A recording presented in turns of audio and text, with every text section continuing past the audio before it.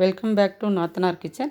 இன்றைக்கி அதிக சத்துக்கள் நிறைந்த சுவரொட்டியை முறைப்படி எப்படி சுட்டு சாப்பிட்லான்றதை பார்க்கலாம். அதுக்கு முன்னாடி ஃபஸ்ட் டைம் நம்மளோட சேனலை பார்க்குறவங்க சப்ஸ்கிரைப் பண்ணிக்கோங்க. அப்படியே பக்கத்தில் உள்ள பெல் ஐக்கானையும் கிளிக் பண்ணுங்கள். ஆல் ஆப்ஷன் பட்டனையும் ப்ரெஸ் பண்ணிக்கோங்க.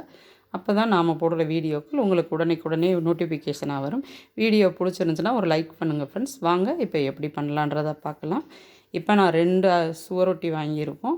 இதை வந்து ஒரு மஞ்சள் தண்ணியில் போட்டு நல்லா வாஷ் பண்ணிவிட்டு அந்த மேலே கொஞ்சம் ஜவ்வு அதிகமாக இருந்தால் அதை உரித்து எடுத்துட்டு இப்போ க்ளீன் பண்ணி வச்சுட்டோம்.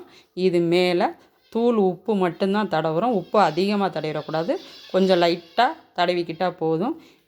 உப்பெல்லாம் தடவியாச்சு. இப்போ வந்து கிரில் பண்ணுற இந்த ஸ்டாண்டில் வச்சு பண்ணோன்னா ஈஸியாக இருக்கும் நம்மளுக்கு.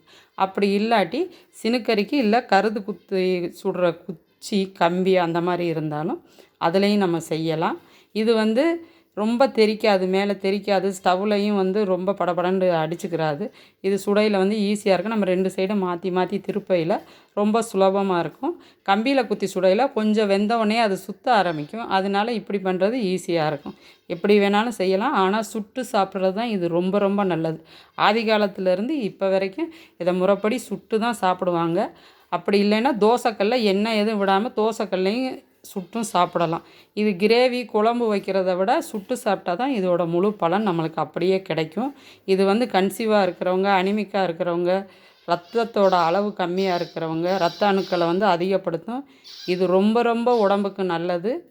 இதை வந்து குழந்தைங்கள்லேருந்து பெரியவங்க வரைக்கும் எல்லாம் சாப்பிடலாம். கூட்டு குழம்பு கிரேவி வச்சு சாப்பிட்றத விட இதுதான் ரொம்பவே உடம்புக்கு நல்லது.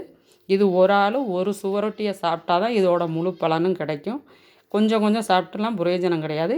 இது ரெகுலராகவே வாரத்தில் 1 நாள் 2 நாள் நார்மலாகவே நம்ம சேர்த்துக்கிறலாம். இந்த அளவுக்கு பார்த்திங்களா நம்ம கட் பண்ணிட்டோம். உள்ளே நல்லா வெந்துருச்சு. ரத்தம் அந்த மாதிரி எதுவுமே இல்லை. இந்த அளவுக்கு நல்லா வெந்துடணும். நான் ஒரு 15 நிமிஷம் இதை சுட்டேன். மீடியம் ஃப்ளேமில் வச்சு தான் இதை சுடணும். இப்போ சுவையான நம்மளோட அதிக சத்துக்கள் நிறைந்த சுவரொட்டி ரெடி. உங்களுக்கு இந்த ரெசிபி பிடிச்சிருந்துச்சுன்னா நீங்களும் ட்ரை பண்ணி பார்த்துட்டு லைக் பண்ணுங்கள், ஷேர் பண்ணுங்கள். உங்களோட கருத்துக்களை கமெண்ட் பாக்ஸில் போஸ்ட் பண்ணுங்கள். தேங்க்யூ ஃபார் வாட்சிங்.